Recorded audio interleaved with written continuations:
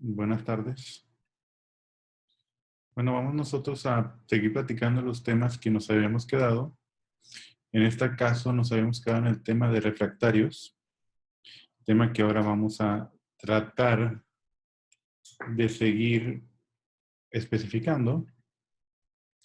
Aquí teníamos nosotros, nos habíamos quedado en la definición de refractarios, y refractarios son materiales, aquellos que son capaces de resistir altas temperaturas sin fundirse. Pero dicen, no solo eso, además deben de poseer una resistencia mecánica elevada a dichas temperaturas para poder resistir sin deformarse su propio peso y el de los materiales que están en contacto sobre ellos. Dependiendo de las aplicaciones, se les exigirán otras propiedades en mayor o menor grado. Por ejemplo, la estabilidad química frente a los materiales fundidos, las escorias, el vidrio fundido, los gases y los vapores, y resistencia a los cambios bruscos de temperatura o choque térmico.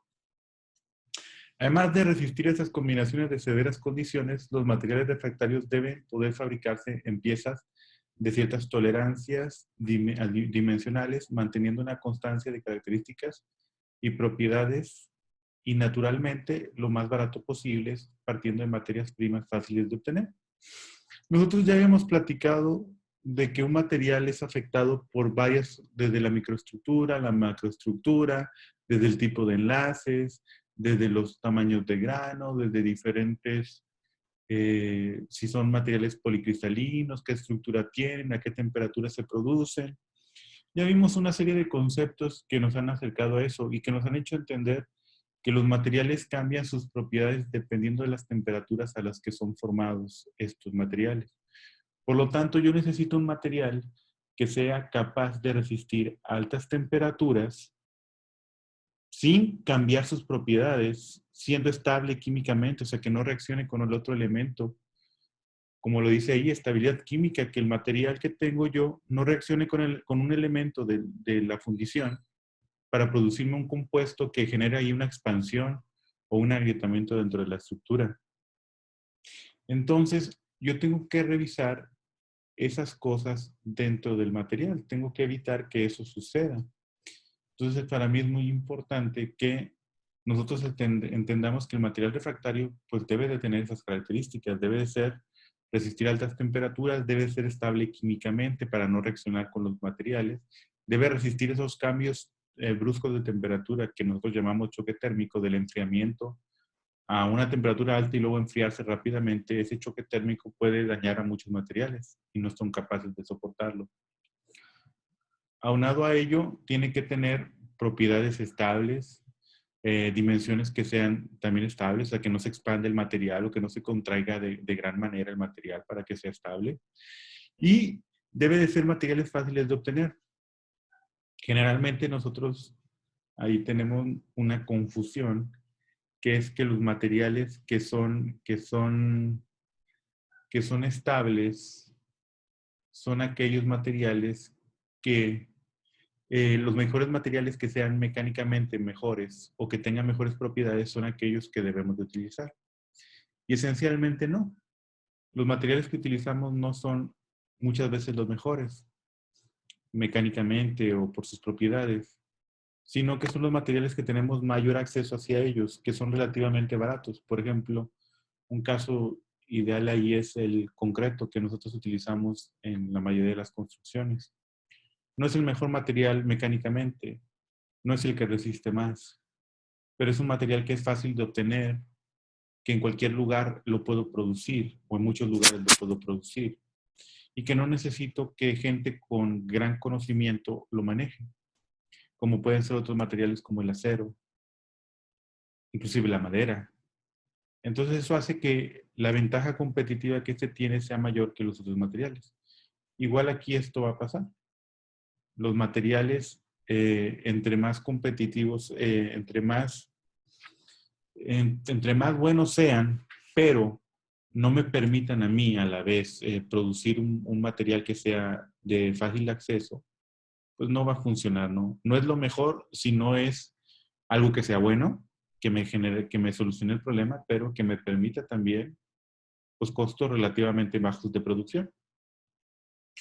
Entonces vamos aquí a lo que sería la breve historia de los materiales refractarios. en esa breve historia, pues tenemos nosotros que como dijimos nosotros, los refractarios son materiales cerámicos y los materiales cerámicos tenían características tales como ser aislantes térmicos, aislantes de electricidad, tener altos módulos de elasticidad, tener altas resistencias mecánicas a compresión, ser duros, tener una serie de características que a nosotros nos interesaba conocer. Y esas características estaban dadas por sus tipos de enlaces, que esencialmente en un material cerámico es una combinación entre enlaces covalentes y enlaces iónicos dentro del material.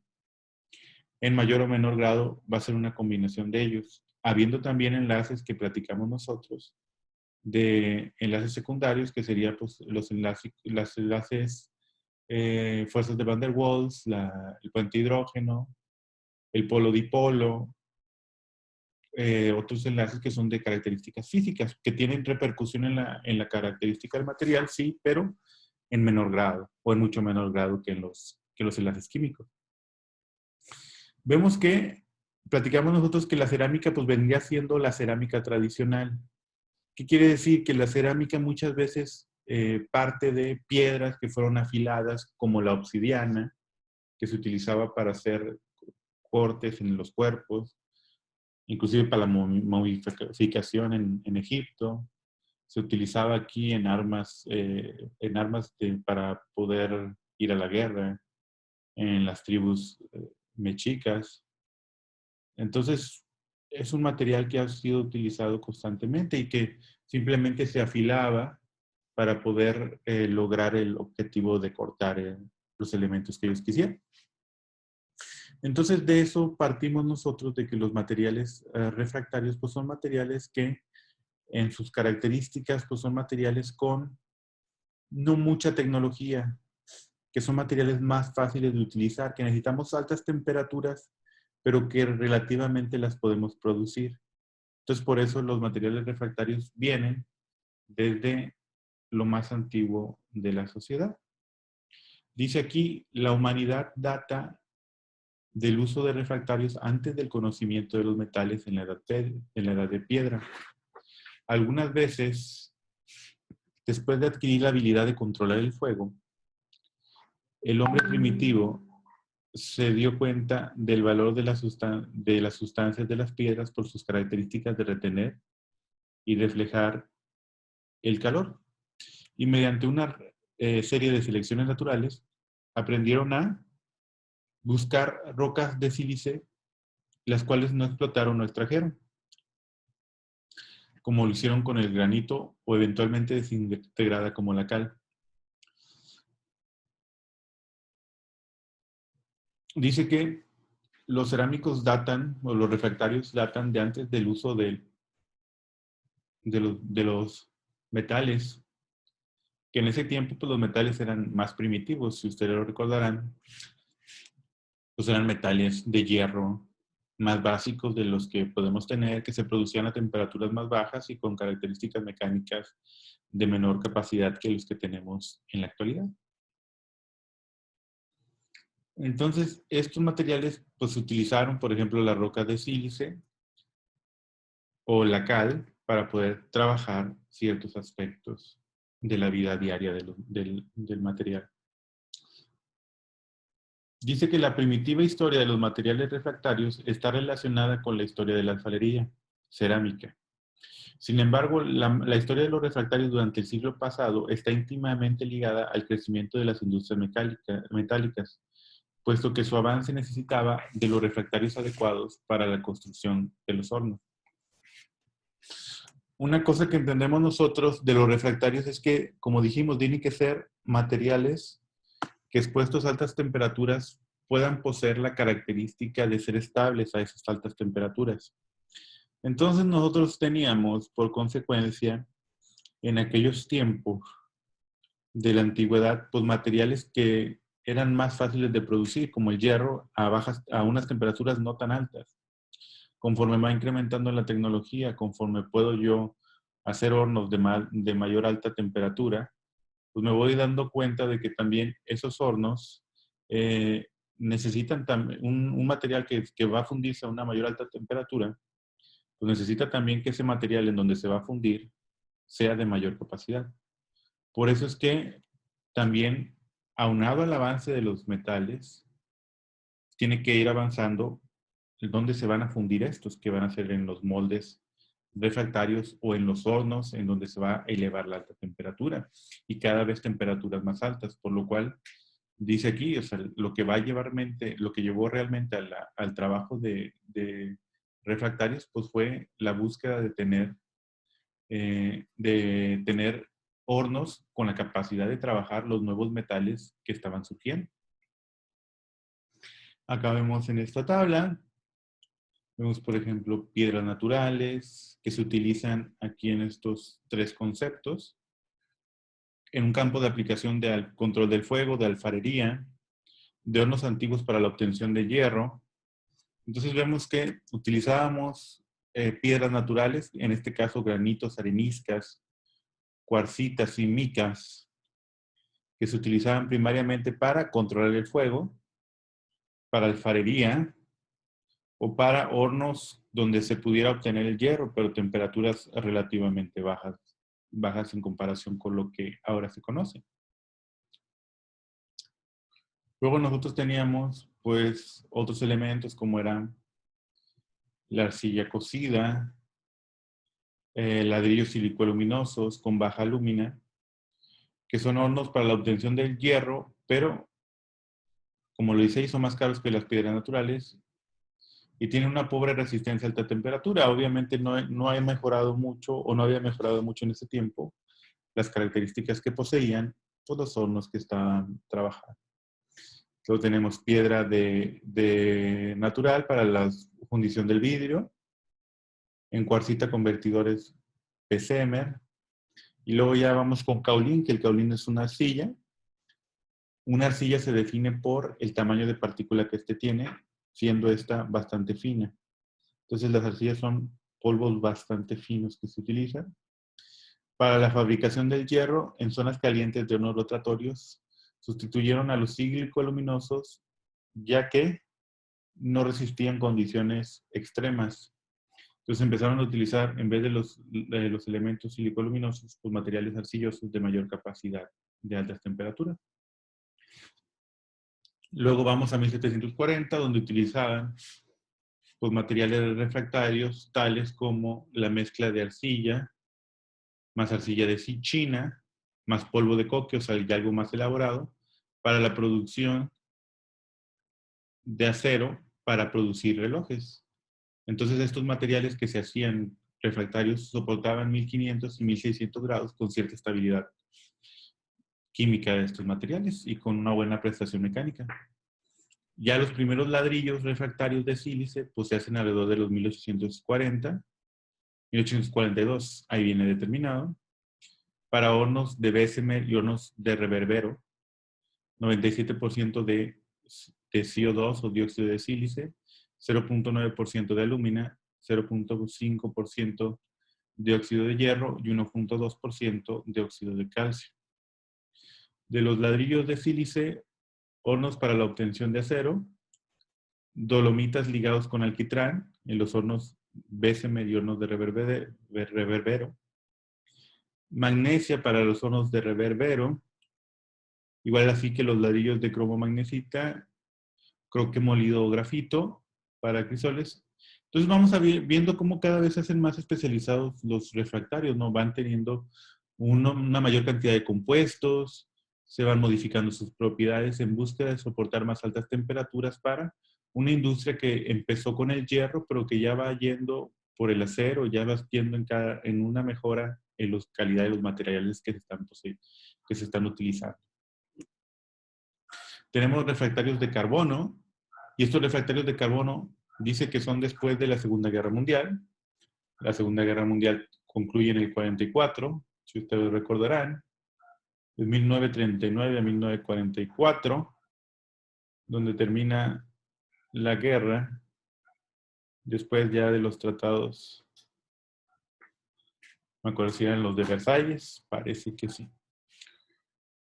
Entonces, ahí, después de ese tiempo empiezan a utilizar refractarios con carbono. Estos soportan el peso del metal, tienen esfuerzos mecánicos altos, son densos, son fuertes, resisten los cambios volumétricos, resisten el choque térmico y altas temperaturas. O sea, ya están resistiendo todo lo que habíamos nosotros, todo lo que queremos en un refractario. Y para ese tiempo, pues era una característica pues bastante importante, ¿no? Ya estoy logrando tener materiales que son bastante estables, materiales refractarios de gran calidad. Vamos a ver, ¿cuáles son las funciones básicas de los materiales refractarios? Pues preservar la seguridad física y personal y de la instalación entre el material caliente, el producto del proceso y la coraza de afuera de la herramienta del proceso.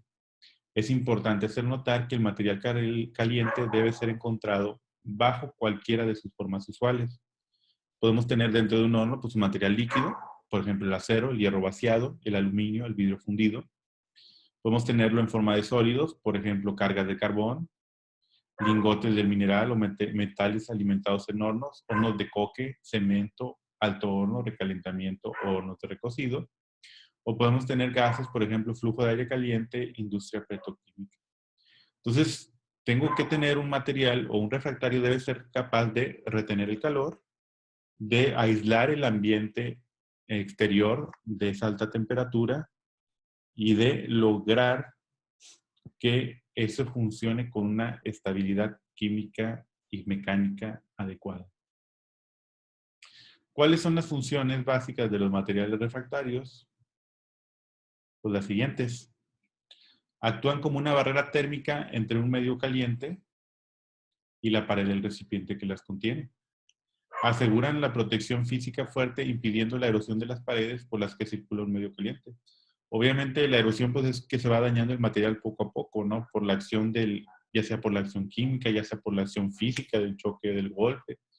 Entonces estos materiales pudieran de tener esa función de ser útiles en el tiempo.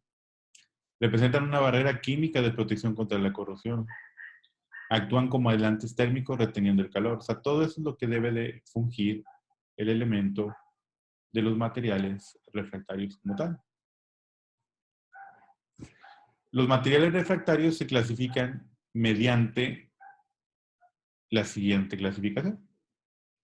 Por su naturaleza química y mineralógica, por su peso y compactabilidad, por su forma, por su tecnología de manufactura y por su uso final.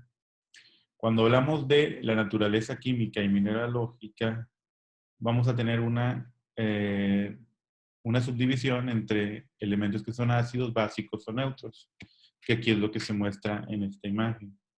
Nosotros tenemos, por su naturaleza química y mineralógica, elementos o refractarios que son ácidos, básicos o neutros. Los ácidos son elementos que tienen, bueno, se llama pH, ¿no? Y el pH significa potencial de hidrógenos. Entre más hidrógeno tenga yo en un elemento, mayor es la acidez de esto. De ahí que cuando yo busco un material ácido, pues hablo del HCl, el ácido clorhídrico, HF, ácido fluorhídrico, ácido nítrico, HNO3, siempre tienen el H presente ahí, ¿no? Y eso me indica que tienen un grado de acidez bastante grande. Mediante que otros materiales que tienen OH dentro de su fórmula química, de su estequiometría, pues son materiales que son más básicos o son básicos. Entonces, por ejemplo, pues recordamos aquí el hidróxido de calcio, CaOH2, que sería la fórmula química, que tiene OH dentro de su estructura o de su fórmula química. Y eso me hace ver que es un material que tiene alta basicidad. Y los materiales neutros que serían los que estuvieran ahí en un intermedio. Entonces nosotros recordamos, si recordamos la escala de acidez, pues la escala de pH es de 0 a 14, donde 7 es neutro y menos de 7 son ácidos. Entre menos sea el número es más ácido. Y la escala y de 7 hacia arriba es más básico. Entre más grande sea el número, más basicidad tiene el elemento. Entonces tenemos nosotros que entre los refractarios ácidos pues tenemos sílica alúmina. La sílica es CO2 y Al2O3. Mientras que tenemos nosotros en refractarios básicos pues tenemos la magnesia, la dolomita y la cromita. Y en refractarios neutros pues tenemos carbón, carburos, nitruros, espineles y circonio. Obviamente, pues que sea más ácido básico, pues me genera ahí unas ciertas problemáticas que después vamos a abordar dentro de los materiales. Por su peso y compactibilidad, podemos tener productos densos o productos ligeros. Por lo tanto, si son densos, pues sus átomos están muy juntos. Y si están muy juntos, pues se pueden transmitir cualquier cosa. Entonces es más fácil que haya una conducción entre átomos si estos están muy cercanos entre sí. Por eso que un material denso es un material que tiende a conducir la temperatura, la electricidad o cualquier cosa que pueda existir, la termicidad. Entonces, si yo quiero aislarlo, lo que tengo que hacer es entre los átomos generar porosidades que evitan que haya esa transmisión. Entonces, un material que es poroso es un material ligero porque tiene muchos huecos o quedades dentro de su estructura. Entonces, va a ser un material ligero. Y un material ligero, pues es un material que aísla el calor, por lo que acabamos de representar. Por definición, los productos aislantes ligeros tienen una porosidad total mayor a 45% en volumen. Por debajo de este valor, un refractario es considerado denso. Entonces aquí tenemos nosotros que un aislante ligero tiene que tener una porosidad de arriba del 45% para considerarse como tal, del 100% del material, y del volumen, y por lo tanto, pues si es menor, lo consideramos un material denso como tal.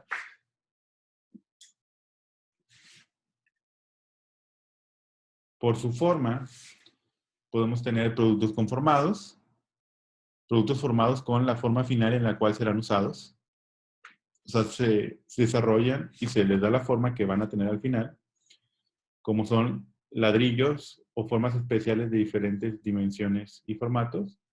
Productos no conformados son hechos por vaciado, material tipo ramming, cementos, morteros, pastas, plásticos, revestimientos, todos estos, pues el cemento es un polvo, el mortero pues es un polvo, las pastas, plásticos, revestimientos, generalmente consisten de mezclas pulverizadas, lo que estaba diciendo anteriormente, listas para ser usadas o no, vendidas en bolsas o barriles, los cuales requieren de forma antes de ser usados. O sea, un cemento, pues, para el que lo distinga, cemento es el polvo y el concreto ya es cuando se le agrega el agua y los agregados. Entonces, por eso dice que es un producto no conformado, es un cerámico, pero que no se le ha dado ahí la forma final que este va a poseer. Y productos semirrígidos, que forman parte de una categoría de productos conformados separadamente, los cuales pueden ser deformados durante el proceso en general. Se refiere a cerámicos basados en materiales a base de fibras vendidas en forma de placa o paneles, que sería lo último que estaríamos viendo. Entonces, hasta esta parte quedamos por mientras.